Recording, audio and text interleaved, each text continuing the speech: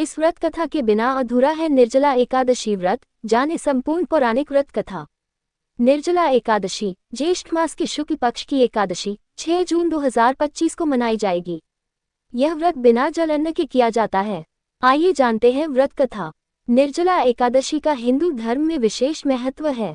यह एकादशी सबसे कठिन और पुण्यदायी एकादशियों में से एक है। इस साल यह एकादशी जून 2025 को मनाई जाएगी।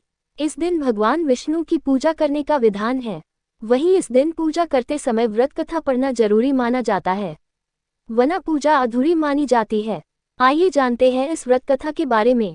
विष्णु पुराण के अनुसार भगवान श्री कृष्ण ने स्वयं पांडवों को एकादशी व्रत का महत्व बताया था।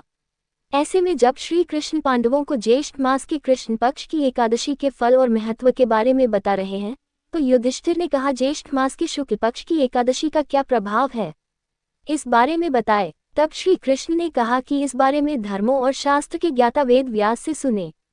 भीम कहने लगे कि हे पितामह, मैं तो पहले ही कह चुका हूँ कि मैं भूख सहन नहीं कर सकता।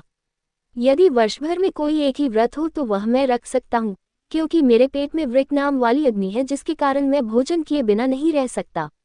भोजन करने से वह शांत रहती है, इसलिए पूरा उपवास तो क्या एक समय भी बिना भोजन किए रहना कठिन है।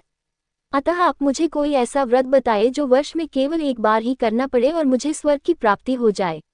श्री व्यास जी कहने लगे कि हे पुत्र, बड़े बड़े ऋषियों ने बहुत शास्त्र आदि बनाए हैं जिनसे बिना धन के थोड़े परिश्रम से ही स्वर्ग की प्राप्ति हो सकती है।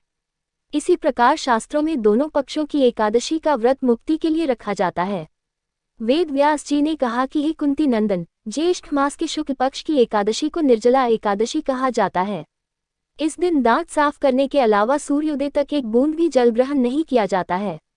व्यास जी की बात सुनकर भीमसेन ने कहा कि हे पितामह, भ्राता युधिष्ठिर, माता कुंती, द्रौपदी, अर्जुन, नकुल और सहदेव आदि सब एकादशी का व्रत करने को कहते हैं, परंतु महाराज मैं उनसे कहता हूँ कि भाई मैं भगवान की शक्ति पूजा आदि तो कर सकता हूँ, दान भी दे सकता हूँ, परंतु भोजन के बिना नहीं रह सकता। इस पर व्यास जी कहने लगे कि हे भीमसेन, यदि तुम नर्क को बुरा और स्वर्ग को अच्छा समझते हो तो प्रति मास की दोनों एकादशियों को अन्न मत खाया करो।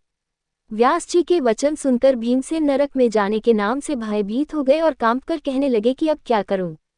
मास में 2 व्रत तो मैं कर नहीं सकता, हाँ वर्ष में एक व्रत करने का प्रयत्न अवश्य कर सकता हूँ।